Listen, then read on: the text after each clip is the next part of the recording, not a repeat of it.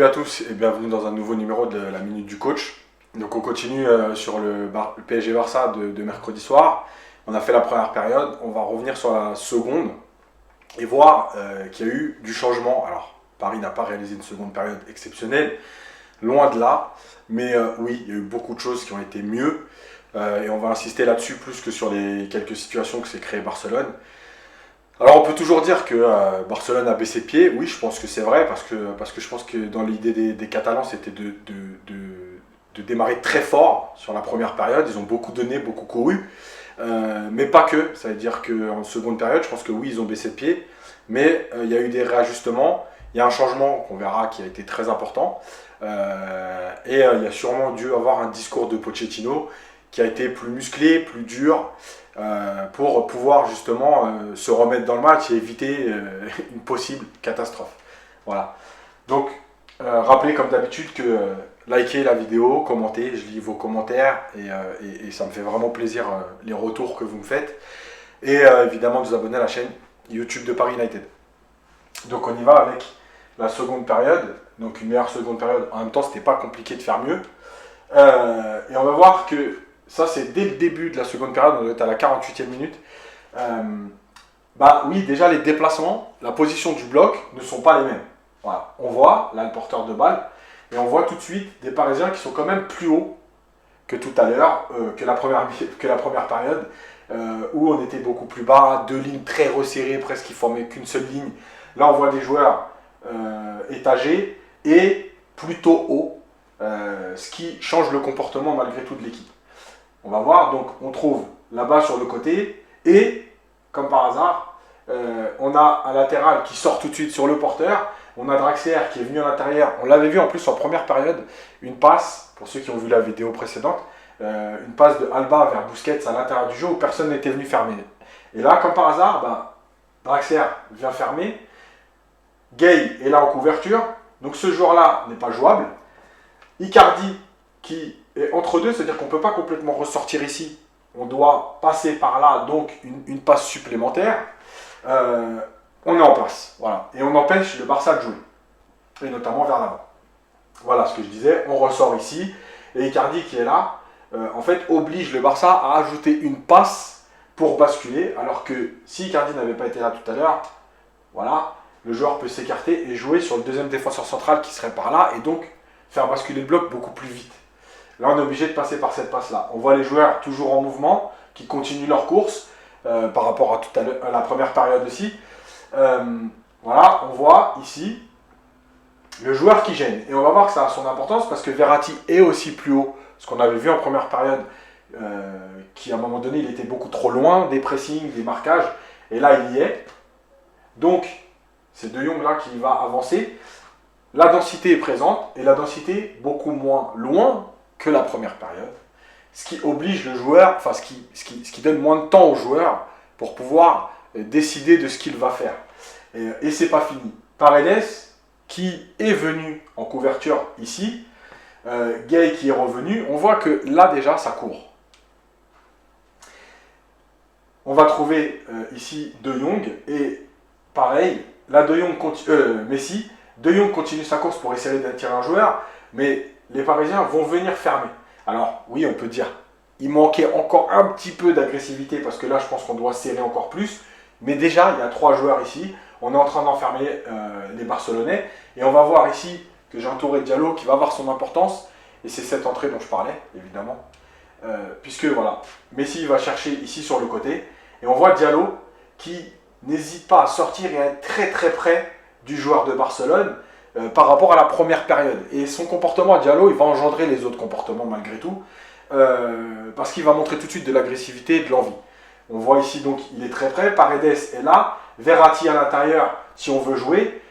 À la limite, Mbappé aurait pu être un peu plus bas pour gêner Messi en cas de sortie, mais en tout cas il est proche, donc déjà c'est un peu mieux.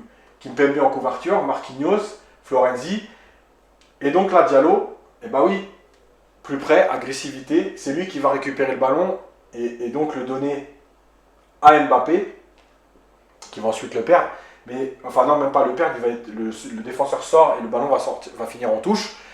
Voilà, dès le début de la seconde période, on a au moins senti des attitudes différentes, une envie différente. Et je pense réellement que le discours du coach, et apparemment, puisque c'est ce qui sort aujourd'hui, les vidéos qu'il a montrées à la mi-temps, elles ont eu leur impact parce que je pense que les Parisiens ont pris conscience que s'ils répétaient la seconde période comme la première, ça allait finir par mal se passer ou se terminer. On continue. Celle-là, j'ai mis Diallo a fait du bien.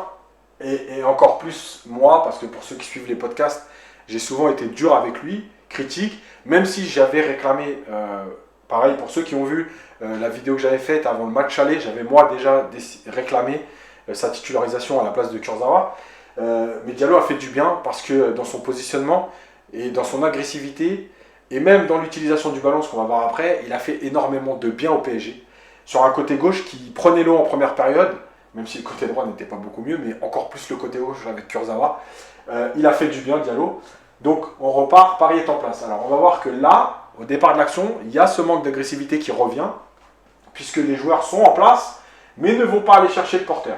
Et on va voir que ici, malgré que les joueurs sont très rapprochés, faire une passe à 5 mètres dans le dos d'une ligne, si vous n'êtes pas cadré, c'est possible. Même si les joueurs sont prêts. Un ballon, il n'y a pas besoin de beaucoup d'espace pour le faire passer. Donc là, il manque un joueur qui sorte sur le porteur de balle. Et on va trouver donc des joueurs dans l'interligne entre les Parisiens du milieu et les Parisiens en défense. Là, par exemple, Paredes aurait dû être peut-être un peu plus près, ou Marquinhos sortir, Mbappé à l'intérieur du jeu. On en avait parlé avec le match de Séville-Barcelone, le match aller 2-0, où Papou Gomez venait très vite à l'intérieur. Là, Mbappé, les spectateurs, il ne vient pas à l'intérieur, mais Paredes aussi. Bref, Paris est passé. Là aussi, pour ceux qui suivent les minutes, mes vidéos, là, la minute du coach, c'est un appel que font très souvent les attaquants contre le PSG. Ce fameux appel dans le dos de Marquinhos et Florenzi. On l'a vu à Lorient, on l'a vu à Marseille, on l'a vu... bon bref, j'ai plus tous les matchs, je crois Monaco. Oui, Monaco. C'est un appel que font très souvent les adversaires du PSG parce qu'en fait, ils ont remarqué premièrement qu'il y avait un espace à jouer dans le dos de Florenzi et Marquinhos et que quand ils font cet appel, c'est souvent Kimpembe qui suit. Du coup, on libère complètement l'axe du terrain. Et ça, c'est quelque chose qui, je pense que Paris devra corriger contre des équipes encore plus fortes que le Barça de cette saison, même si le Barça a fait un très bon match au parc. Donc voilà, là pareil, on est à trop loin à distance d'intervention, le ballon peut être donné dans la profondeur. Et là, on va voir que les Parisiens reviennent, que Florenzi est en train de gêner Dembélé. Et en fait, il va y avoir un élément important ici, j'ai entouré, c'est Diallo. Parce que contrairement à Kurzawa et contrairement à beaucoup de défenseurs, entre guillemets, sur les vidéos qu'on avait vues, où on ne prend pas l'information, on est attiré par le ballon, et ben on va voir sur l'image d'après que on ne voit pas très bien, c'est flou, mais on voit son visage. En fait, si vous voyez la vidéo, Diallo met un coup d'œil pour regarder où est l'attaquant. Et c'est hyper important, parce que ça veut dire qu'il n'est pas seulement obnubilé par le fait d'empêcher le ballon de venir devant le but, il faut qu'il se situe par rapport à son attaquant. Et c'est pour ça qu'il ne va pas faire la course qu'auraient fait beaucoup de gens, à savoir venir protéger ici, devant le but pour un centre. Parce qu'il y a un espace ici. Et en fait, en prenant l'information sur la position de son attaquant, ça lui permet de rester dans cette zone en se disant, c'est pas grave, le ballon qui vient là, il n'y a pas de joueur barcelonais. Par contre, moi ici, le joueur, il faut que je l'ai à l'œil et qu'il ne prenne pas le dessus sur moi. Et c'est hyper important. Et donc, on va voir que, bien sûr, c'est la fameuse intervention où il fait une petite talonnade par-dessus.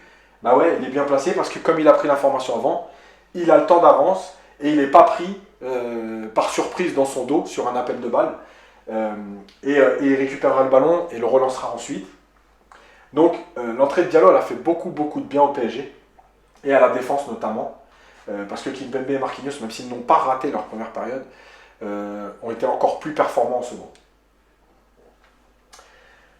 Et puis j'ai voulu finir sur quelques séquences où en fait, enfin, en seconde période, alors sûrement que le pressing de Barcelone était moins intense qu'en première, mais sûrement aussi que les Parisiens avaient un peu moins peur, parce qu'il y avait déjà 45 minutes qui étaient passées, parce qu'il y avait eu un partout, parce qu'il y a eu le pénalty arrêté juste avant la pause, parce qu'il y a eu le discours de Pochettino, parce qu'il y a eu des changements.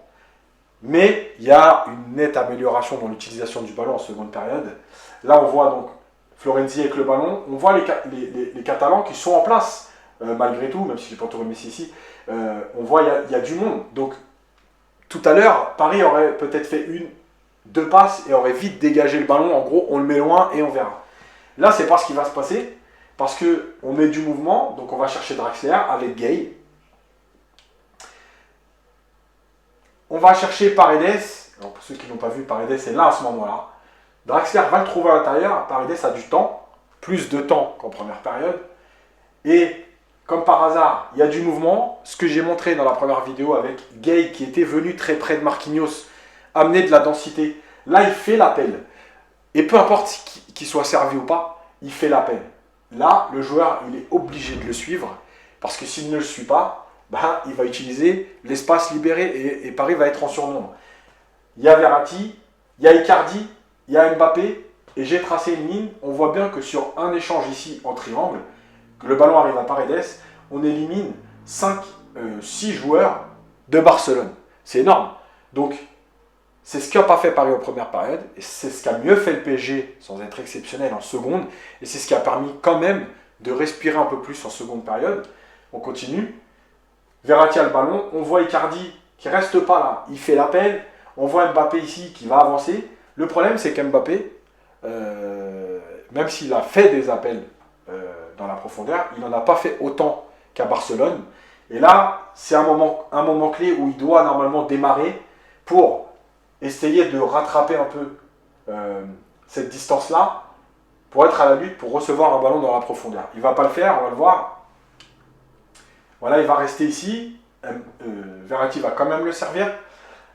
Mais il y a encore de l'espace. Voilà.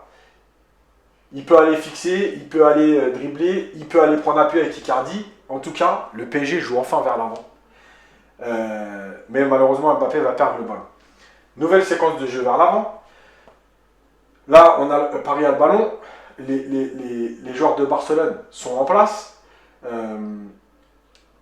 Et on va voir que là, on va reculer, mais pour mieux repartir. Et encore une fois, l'entrée de Di Maria, même Danilo, alors, elle a fait du bien dans le sens où Di Maria a enfin réussi à garder quelques ballons qui ont permis au PSG de respirer. Et il va aussi permettre de donner de l'air au jeu. Là, sur cette action, on le voit. Tout à l'heure, peut-être que en première période, Di Maria, il joue ici avec Paredes pour ne pas prendre de risques. Mais là, il va se passer autre chose. Voilà, Di Maria va venir chercher ici Diallo complètement à l'opposé. Ce qui fait que quand Diallo va récupérer le ballon, on voit bien ici, il est en 1 contre 1, il y a de l'espace et il y a toute une équipe de Barcelone ici qui est obligée de vite basculer de l'autre côté. Tout ça, c'est important. Ça ne crée pas quelque chose. Ça ne va pas créer à la fin une action de but, mais en fait, ça fait courir le bloc de Barcelone. Et si Barcelone, au fur et à mesure du match, a baissé d'intensité, c'est aussi grâce à ce genre de choses. Quand vous courez après le ballon, en plus, là, on a 2 équipes qui n'aiment pas courir après le ballon. Quand vous courez après le ballon, bah, vous vous épuisez. Et donc là, il va falloir faire l'effort de revenir courir et de fermer l'autre côté rapidement. Donc il faut faire des courses. Et ça va peser dans la seconde période. Et Diallo, qu'est-ce qui va se passer avec Diallo? Et bien Diallo, lui, alors je ne sais pas si il n'a pas vécu la remontada et c'était un point positif. Et ça a été un des seuls à dire vous nous saoulez avec la remontada. Est-ce que les deux sont liés? Je ne sais pas. En tout cas, il y a peut-être un lien parce que, comme par hasard, il a fait une bonne entrée. Comme par hasard, il n'avait pas peur. Et là, on voit qu'il est en 1 contre 1. Il peut perdre le ballon. On le voit là quand même. En 1 contre 1 ici, s'il perd le ballon, ben, il y a danger. Mais en fait, il va prendre le risque. Il va jouer, lui. Lui, il va décider de jouer. Et donc, j'ai mis cette image parce qu'il est réellement en 1 contre 1. Et il va passer devant son défenseur. Et il va donner à Mbappé. Et il va continuer sa course. Et là, résumé du match d'Mbappé, comme je l'ai dit dans la première vidéo. Voilà, un joueur de très haut niveau qui reçoit un ballon sans être attaqué. Donc Diallo était ici, il avance, il est en 1 contre 1, il donne, il va demander. Et en fait, malheureusement, Mbappé va rater sa passe, voilà, qui va finir en touche. Mais en tout cas, dans l'intention, Diallo, il a fait tout ce qu'il fallait. Il a proposé, il a éliminé, il a joué vers l'avant et il a reproposé. Voilà. On voit bien ici quand même que si le ballon est bien donné, là, il va se passer quelque chose. Diallo en avance, il peut trouver Icardi, il peut même aller finir. Voilà. Ça, c'est le déchet technique, mais en tout cas, il y a une autre attitude et il y a une autre idée du jeu à ce moment-là du match. Du jeu vers l'avant et du mouvement. Bah oui, enfin, on a vu des joueurs qui couraient et qui proposaient, ce qu'on n'avait pas vu. On repart sur une action côté droit. Ici, on voit des joueurs en mouvement. Ici, Danilo qui vient proposer une solution à l'intérieur du jeu. Et en fait, il va la donner. Là, il peut se passer une première chose avec Mbappé qui aurait plongé dans cet espace, parce que Danilo peut le trouver. Mais il peut aussi trouver Verratti. Et en fonction de ce qu'il allait faire là, il peut même trouver Icardi. Paredes est en couverture, mais on voit ici les joueurs qui viennent aussi proposer. Finalement, il va chercher Paredes. Là, ici, parce que Griezmann va venir fermer. Il va chercher Paredes. Et là, encore une fois, on va voir des positionnements qui sont totalement différents de la première période. On a deux joueurs entre les lignes. On a un Barça qui est occupé avec Mbappé et Icardi. Là-bas, avec Florenzi. Et on a Di Maria avec Verratti qui sont capables de venir demander ici entre les deux lignes. Et une ligne de joueurs catalans ici. Et donc, eh oui, du mouvement, l'intensité, un peu plus d'intensité dans les passes, un peu plus de justesse dans les passes. Comme par hasard, Paredes se retrouve seul. Comme par hasard, il attend. Comme par hasard, il joue vers l'avant. Et on va donc trouver Verratti dans le dos de cette première ligne de défense catalane. Voilà, il va faire son contrôle. Et là encore, il va y avoir un espace qui va se libérer parce qu'il faut venir le serrer.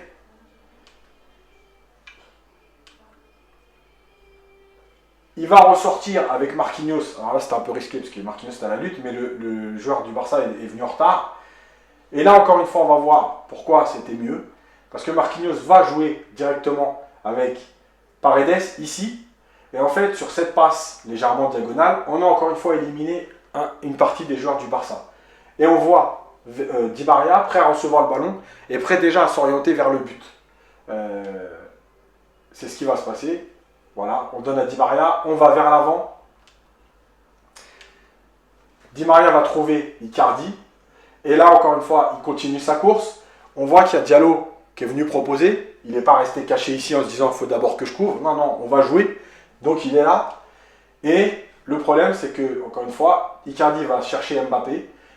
Mais non seulement Mbappé va rater sa passe, elle va être contrée. Mais je pense même qu'il n'a pas pris l'information. Parce que sur cette passe-là, vu que tous les regards sont tournés vers Icardi et son appel de balle, s'il fait son contrôle, je pense qu'il peut s'ouvrir le chemin ici. Voilà, alors ça va très très vite, hein, c'est facile moi à la vidéo. Sur une image arrêtée de dire ça, il n'y a pas de problème. C'est quelque chose que Mbappé peut faire. Alors il n'a pas eu le temps et à ce moment-là, il n'avait pas peut-être la lucidité de le faire. Il a voulu tenter le 1-2 avec beaucoup de densité au milieu. En tout cas, il y a une autre envie, une autre philosophie et une autre idée du jeu à ce moment-là du PSG. Puis je voulais finir avec cette phase un peu de transition parce qu'on va voir que Paris gagne le ballon, perd le ballon, etc. Mais en fait, Paris dans la seconde période a vraiment été plus concerné. Pas encore une fois exceptionnel, pas très bon, mais cohérent, intelligent et concerné. Là, c'est un ballon ici avec Gay, qui est à la lutte avec un joueur de Barcelone. On voit des joueurs qui reviennent et en fait là on voit une attaque de Barcelone. Dest a le ballon, pareil, je ne sais pas si vous voyez bien le bras de Diallo, mais en fait Diallo dit, enfin quand vous voyez la vidéo, Diallo dit à ce moment là à Kimpembe, n'y va pas, voilà, je suis encore là, ne viens pas courir, reste là en gros. Et ça c'est hyper important parce que non seulement Diallo il montre de la confiance en disant t'inquiète pas je vais la rattraper, mais en plus il évite peut-être que Kimpembe vienne couvrir trop tôt et soit éliminé. Donc il lui fait le signe n'y va pas, et on va voir que la communication ça marche. Voilà, on voit que Kimpembe n'y est pas allé. Diallo rattrape Dest et va récupérer le ballon. Et ça aussi, c'est quelque chose que Diallo a très bien fait sur sa mi-temps. Donc il récupère, il relance tout de suite. Encore une fois, le fameux jeu vers l'avant de la seconde période. Ici, Diallo Sur la première période, il aurait peut-être donné ici, donné à côté de lui. Non, il récupère et il va chercher Verratti tout seul plus haut. Continue. Verratti ici, entre deux joueurs, mais plus en confiance qu'en première mi-temps. Il trouve Mbappé. On voit ici Di Maria et Icardi qui continuent leur effort et qui viennent faire l'appel. On voit Diallo qui a poursuivi et qui vient en solution de soutien. Là encore, Mbappé décide d'éliminer et on voit des joueurs qui continuent à avancer. Voilà, Mbappé rentre à l'intérieur, il a Verratti ici. Là, il y a du 2 contre 2. Dommage que, en fait, on va voir que le ballon d'Mbappé va être un petit peu trop fort pour Verratti. Mais c'est pas fini. Ressortie de balle des joueurs de Barcelone. On trouve tout de suite Busquets. Voilà.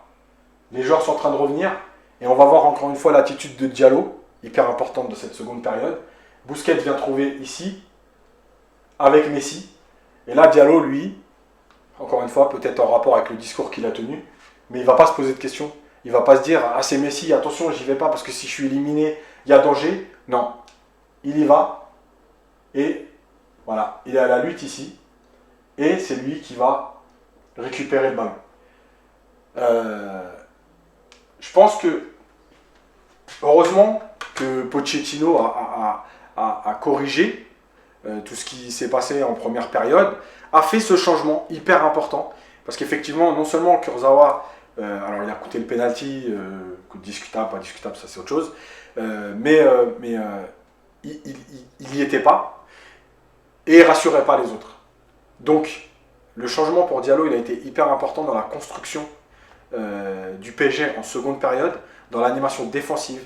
Il a permis à Kimpembe d'être plus concentré sur son travail et ne pas devoir toujours couvrir Kurzawa. Il a permis donc à Marquinhos de ne pas être occupé à couvrir Kimpembe et Florenzi, mais plus à être occupé avec Florenzi. Il a récupéré des ballons, il a joué vers l'avant quand il a récupéré les ballons, il a proposé des solutions. Voilà. Alors peut-être que Diallo, c'est pas les qualités offensives de Kurzawa, et encore ça se discute, parce que bon, moi j'ai mon avis là-dessus, mais je pense qu'il y a beaucoup de latéraux aujourd'hui qui ont trompé leur monde par des buts, et souvent des buts spectaculaires, mais ça ne veut pas dire que vous avez des qualités offensives. Mais en tout cas, l'entrée de Diallo, je pense qu'elle a modifié la physionomie du match, en plus du discours de Pochettino, ajouté un petit peu à la baisse athlétique des joueurs de Barcelone qui ont beaucoup donné sur la première période. Bah oui, même si tout le monde n'était pas forcément serein, la seconde période elle a quand même été moins dangereuse. Il y a eu quelques situations, j'aurais pu revenir sur le sauvetage de Marquinhos, sur la frappe de Messi, un peu à l'image du sauvetage qu'il avait fait contre Barcelone en 2015 ou 2014. Enfin bref, il y avait plein de choses, mais voilà, je pense que Paris doit s'appuyer sur ce qui n'a pas été bien en première période, parce qu'il ne faut plus que ça se reproduise. Paris doit s'appuyer sur ce qui a été mieux fait en seconde et ce qui a été bien fait au match aller. Voilà. Un mix de tout ça, avec on enlève les choses négatives, on garde le positif, on espère le retour des blessés. Puis après, bah, c'est du football, il peut tout arriver. Voilà, donc j'espère que cette nouvelle vidéo vous aura plu. Rappelez de vous abonner à la chaîne YouTube de Paris United, de liker les vidéos, de les commenter. J'essaye de répondre autant que possible à vos commentaires, notamment quand il y a des questions. Voilà, merci encore et à bientôt.